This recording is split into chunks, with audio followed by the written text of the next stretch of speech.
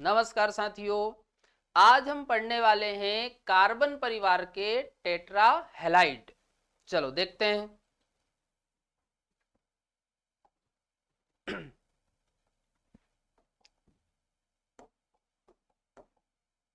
चलो, अब कार्बन परिवार के जो टेट्रा हैलाइड होते हैं ये लुईस अम्ल की तरह व्यवहार करते हैं।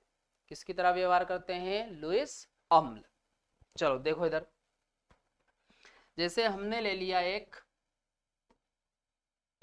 SiF4, है ना, और हम यहां पर ले लेते हैं 2F-। तो यहां पर आप देखो, ये जो टेट्रा हैलाइड है भाई, इसमें केंद्रीय परमाणु के पास रिक्त डी कक्षक है, और यहां पर आप देखो ये जो आयन है इसके पास इलेक्ट्रॉन है। तो ये आयन इलेक्ट्रॉन दान करेगा, और ये जो सिलिकॉन है ये इलेक्ट्रॉन युग्म को ग्रहण करेगा, है ना।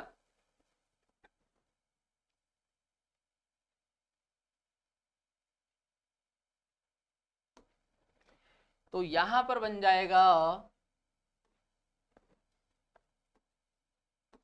SiF6-2। तो ये यहां पर बन गया हेक्सा हेलो कॉम्प्लेक्स। क्या बन गया? Hexa hello complex. और देखो इसी प्रकार से GeF4+2F-, यहां भी ऐसे ही होगा। तो ये बन जाएगा GeF6-2, है ना। और देखो इसी प्रकार से GeCl4+2Cl-, ये इलेक्ट्रॉन युग्म दान करेगा और ये ग्रहण करेगा। तो यहां पर बन जाएगा GeCl6-2, है ना। तो यहां पर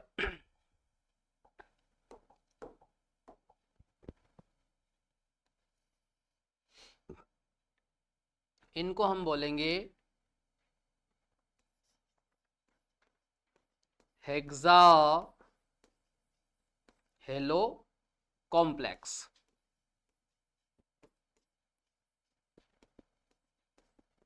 क्या बोलेंगे? Hexa hello complex. और ये इलेक्ट्रॉन युग्म को ग्रहण कर रहा है ना। तो इसे हम बोलेंगे लुईस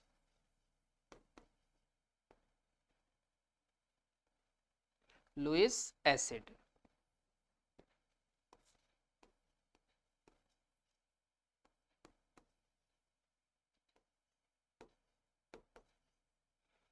और इसे हम बोलेंगे, ये इलेक्ट्रॉन युग्म दान कर रहा, तो ये लुईस बेस।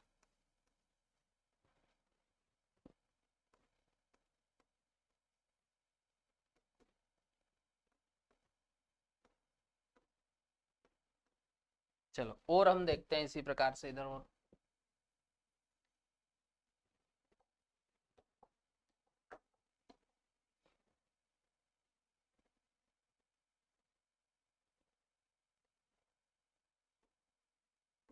SnCl4+2Cl-, तो यहां पर भी बन जाएगा SnCl6-2, है ना। अगला देखो PbCl4+2Cl-, तो यहां पर ये बन जाएगा PbCl6,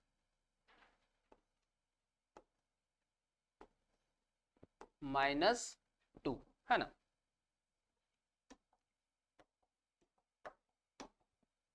तो ये तो बन गए अपने हेक्साहेलो कॉम्प्लेक्स।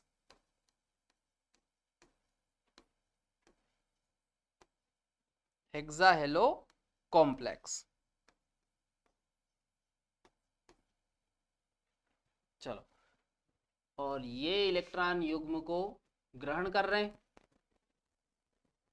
तो ग्रहण करने वालों को क्या बोलते हैं? Lewis acid.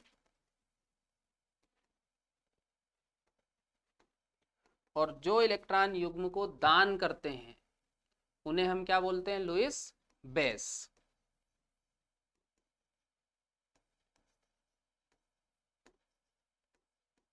चलो नोट करो पहले इसे।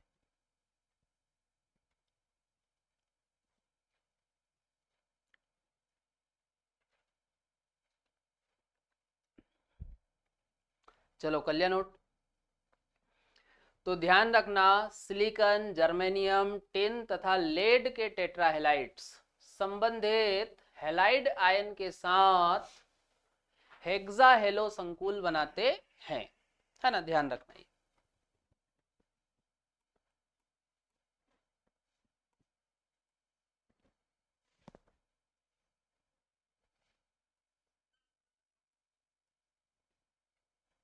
चलो अगला देखो। चलो, अब कुछ पॉइंट है, ध्यान रखना, इन पे बहुत बार क्वेश्चन पूछा जाता है।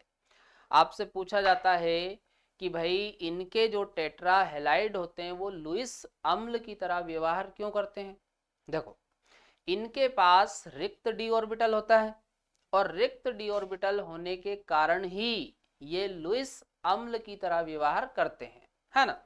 तो ध्यान रखना, कार्बन टेट्रा हेलाइड लुईस अम्ल की तरह व्यवहार नहीं करेगा। कौन नहीं करेगा? Carbon tetra halide. क्योंकि भाई कार्बन के पास रिक्त डी कक्षक नहीं होते हैं, है ना। ध्यान रखना, रिक्त डी कक्षक की उपस्थिति के कारण सिलिकॉन, जर्मेनियम, टिन और लेड के टेट्राहेलाइड प्रबल लुईस अम्लों की भांति व्यवहार करते हैं।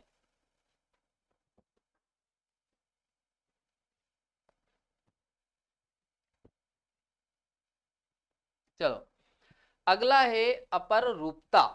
देखो, किसी भी तत्व का एक से अधिक रूपों में पाए जाने का जो गुण होता है उसे हम बोलते हैं अपर रूपता। जैसे कार्बन के कई सारे रूप होते हैं। जैसे हम भाई कार्बन की बात करें तो डायमंड हो गया, ग्रेफाइट हो गया, फुलरीन हो गया, कोल हो गया, चारकोल हो गया, बकमिनिस्टर, सॉरी, कार्बन ब्लैक हो गया। ये सभी क्या है? कार्बन के रूप। क्या है ये? कार्बन के रूप। तो ध्यान रखना, किसी भी तत्व के एक से अधिक यदि रूप मिल रहे हैं तो इस गुण को हम क्या बोलते हैं? अपर रूपता। और जो रूप होते हैं उनको अपर रूप बोलते हैं। क्या बोलते हैं? अपर रूप।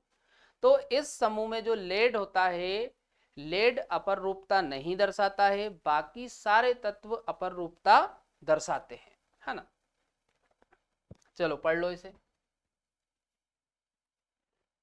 लेड को छोड़कर इस वर्ग के सभी तत्व अपर रूपता प्रदर्शित करते हैं। चलो अगला है श्रृंखलन। देखो, इस समूह के जो तत्व है वो आपस में जुड़ जाते हैं, और आपस में जुड़ने के कारण श्रृंखला बना लेते हैं। जैसे हम कार्बन की बात करें भाई, जैसे कार्बन इस प्रकार से जब आपस में कार्बन कार्बन जुड़ जाते हैं तो इस प्रकार से श्रृंखला बन जाती है, या फिर इस प्रकार से कार्बन की रिंग भी बन जाती है। तो ये श्रृंखला निर्माण या फिर वलय निर्माण की जो प्रवृत्ति होती है इसे ही हम बोलते हैं श्रृंखलन। क्या बोलते हैं? इसे ही श्रृंखलन। और जब हम समूह में नीचे जाते हैं तो नीचे जाने पर श्रृंखलन का जो गुण है वो कम होता है। ध्यान रखना, इस समूह का जो सबसे नीचे तत्व लेड, लेड में श्रृंखलन का गुण नहीं मिलेगा, है ना।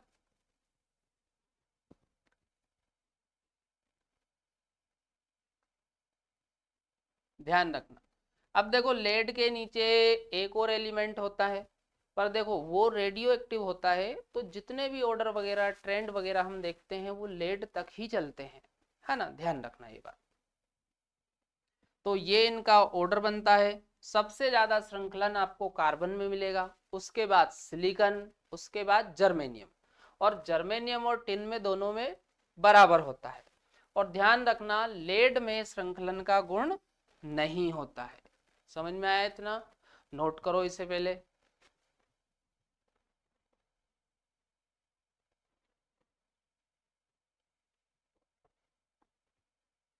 चलो अगला देखो। अगला है असामान्य व्यवहार। तो देखो ध्यान रखना, कार्बन परिवार में कार्बन जो होता है वो समूह के अन्य तत्वों की तुलना में कुछ भिन्न गुण दर्शाता है। तो ये भिन्न गुण दर्शाने की प्रवृत्ति को ही हम बोलते हैं असामान्य व्यवहार, है ना।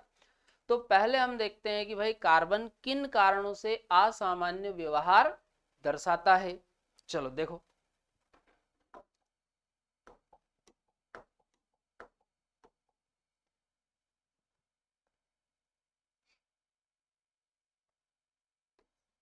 तो देखो कार्बन की हम बात करें तो कार्बन का जो साइज है वो छोटा होता है, स्मॉल साइज। भाई सीधी सी बात है, समूह का पहला तत्व है तो साइज इसका छोटा ही होगा, है ना। अगला हाई आयोनाइजेशन पोटेंशियल, इसका जो आयनन विभव है वो हाई होता है, उच्च, है ना। अगला हाई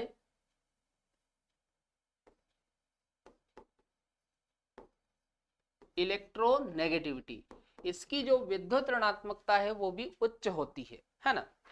और एक कारण है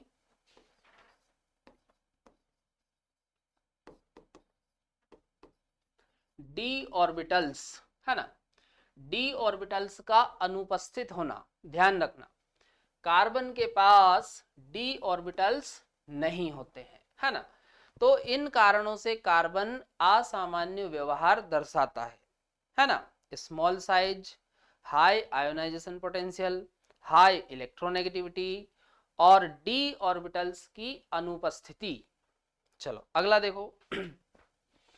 तो ये तो हो गए कारण।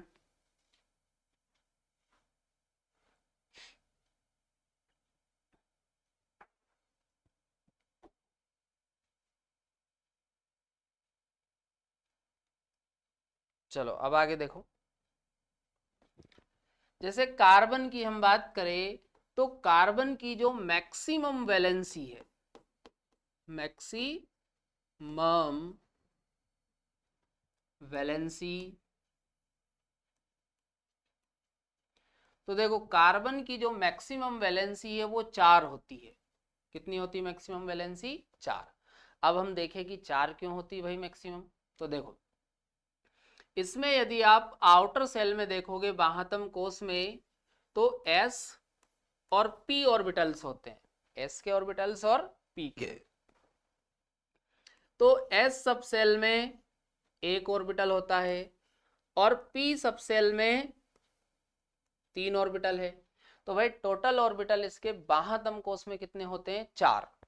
बाह्यतम कोश में कितने ऑर्बिटल होते हैं? 4।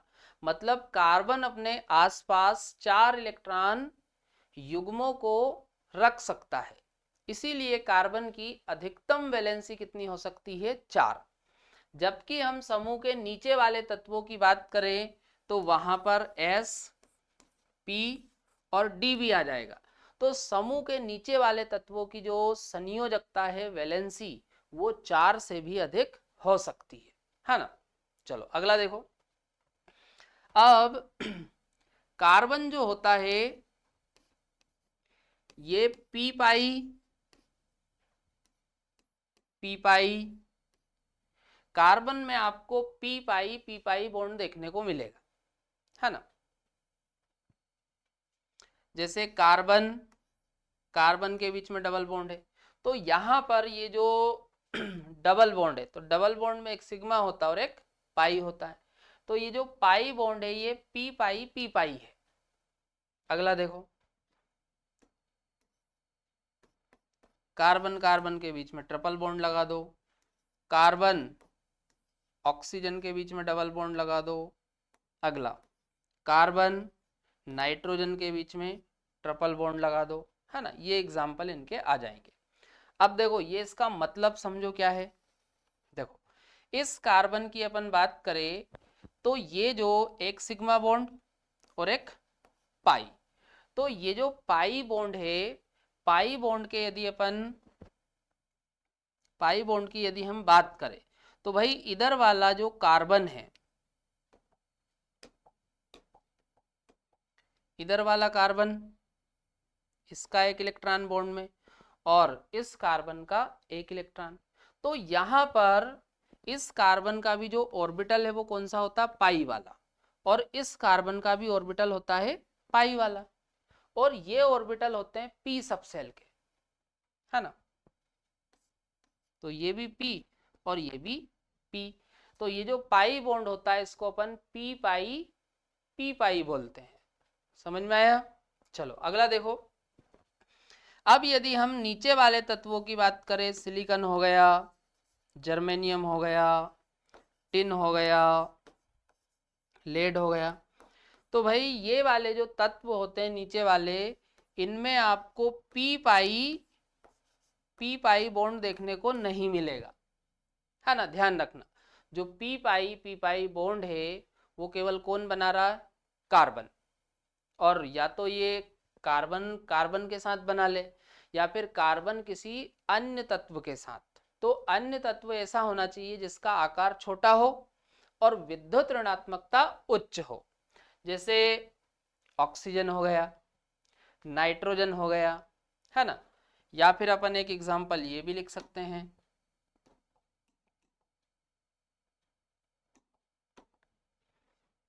कार्बन सल्फर, है ना। चलो नोट करो इसे।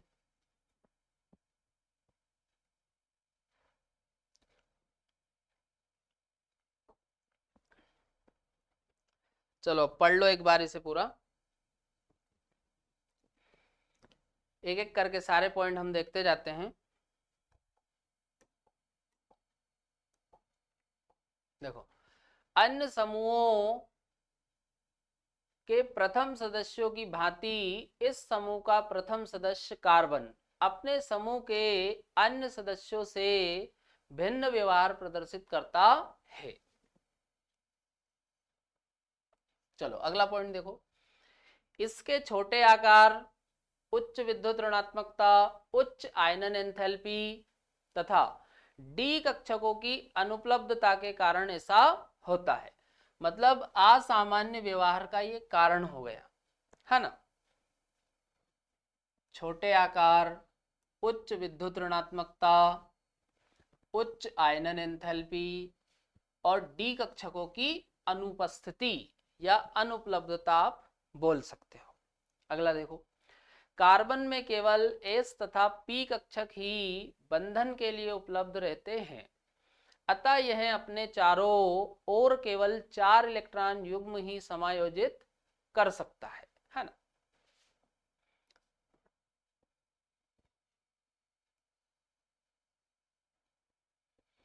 तो ध्यान रखना, कार्बन के संयोजकता कोष में एस और पी कक्षक होते हैं, तो टोटल कक्षक कितने हो रहे, 4। तो इसी कारण कार्बन की अधिकतम संयोजकता कितनी हो सकती है, 4, जबकि नीचे वालों की संयोजकता 4 से भी अधिक हो सकती है, क्योंकि नीचे आ जाते हैं डी ऑर्बिटल्स, है ना। यही कारण है कि इसकी अधिकतम संयोजकता 4 होती है ना। अगला पढ़ो, जबकि अन्य सदस्य डी कक्षकों की उपलब्धता के कारण अपनी संयोजकता में वृद्धि कर लेते हैं। मतलब इनकी संयोजकता 4 से भी अधिक हो सकती है, और कारण पूछे कि भाई क्यों, तो इनके पास डी ऑर्बिटल आ जाते हैं, है ना। अगला देखो, कार्बन में स्वयं से अथवा छोटे आकार एवं उच्च विद्युत ऋणात्मकता वाले अन्य परमाणुओं से पी पाई बहुबंध बनाने की अद्वितीय क्षमता होती है। तो ध्यान रखना, स्वयं से बना लेता है या फिर छोटे आकार एवं उच्च विद्युत ऋणात्मकता वाले परमाणु से, है ना। ये एग्जाम्पल हो गए इसके जो मैंने आपको बताए थे। चलो, इस समूह के उच्चतर सदस्य, उच्चतर मतलब नीचे वाले, पी पाई बंध नहीं बनाते क्योंकि बड़े तथा विस्तृत परमाणविक कक्षक होने के कारण इनमें प्रभावी अतिव्यापन नहीं होता है। ध्यान रखना है ना ये बात। नीचे वाले पी पाई नहीं बनाते हैं, है ना। चलो नोट करो इसे।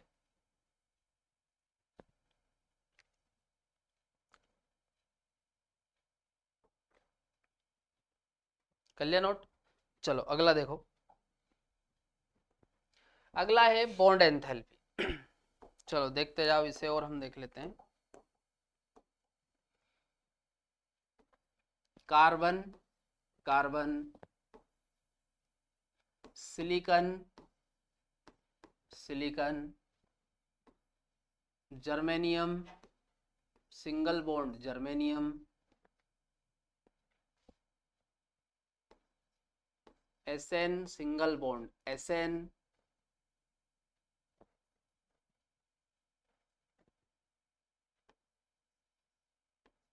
Germanium single bond germanium, SN single bond SN, और पीबी सिंगल बॉन्ड पीबी, है ना।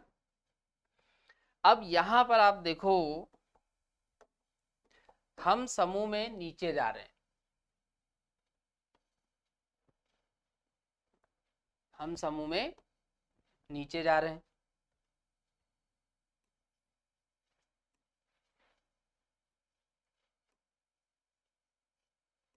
Down the group. अब भाई समूह में नीचे हम जाएंगे तो सीधी सी बात है, एटॉमिक साइज बढ़ेगा, एटॉमिक साइज, एटॉमिक साइज बढ़ेगा, और एटॉमिक साइज बढ़ेगा तो जो बॉन्ड लेंथ है, बॉन्ड लेंथ बढ़ेगी। और सीधी सी बात है भाई, बॉन्ड लेंथ बढ़ेगी तो बॉन्ड एनर्जी, या फिर आप इसको बॉन्ड एंथैल्पी भी बोल सकते हो। बॉन्ड लेंथ बढ़ेगी तो जो बॉन्ड एनर्जी है वो कम होगी, है ना। क्योंकि भाई मैंने आपको ये रिलेशन बताया था कि जो बॉन्ड एनर्जी है, या फिर आप इसे बॉन्ड एंथैल्पी भी बोल सकते हो, तो बॉन्ड एनर्जी और बॉन्ड लेंथ में जो संबंध है वो व्युत्क्रमानुपात का होगा। संबंध कैसा होगा? व्युत्क्रमानुपात का। तो भाई बॉन्ड लेंथ बढ़ेगी तो बॉन्ड एनर्जी कम होगी। चलो, तो सबसे ज्यादा बॉन्ड एनर्जी किसमें होगी? Carbon single bond carbon. और सबसे कम देखे तो सबसे कम में आ जाएगा पीबी सिंगल बॉन्ड पीबी।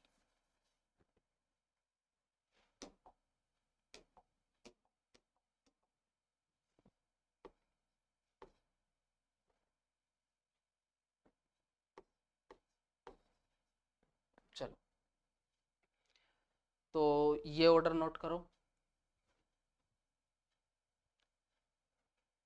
चलो कर लिया नोट। तो इस वीडियो में आज हम यहीं तक रखते हैं, बाकी का हम देखते हैं कल।